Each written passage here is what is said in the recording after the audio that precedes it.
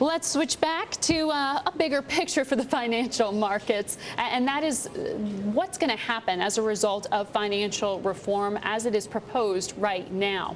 Here to tell us what she thinks and whether it's a good idea to invest in bank stocks under these circumstances is a top-ranked analyst on the sector. That's Betsy Graseck, Managing Director covering large-cap regional banks at Morgan Stanley.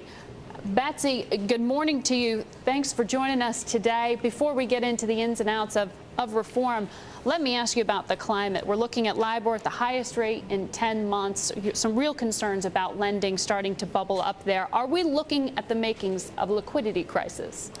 Margaret, good morning. Thanks so much for having me on the show. And I would say at this stage, the answer that we see is no. We think that the authorities are doing quite a lot to make sure that there is sufficiency in funding, but clearly it's something that we have to watch very carefully. As I'm sure you know, LIBOR is up significantly from its 10-month low. As a result, however, it is nowhere near as high as it was during the peak of the crisis that we got in 08-09. And again, I think the regulators are on top of this and very helpful in what they've done so far. As it relates to the U.S. banks, our liquidity picture, funding picture is more robust, is better than what we see in Europe. So we are starting off from a better footing than we were in 08. Do you see the reform as proposed now potentially creating a restriction of credit?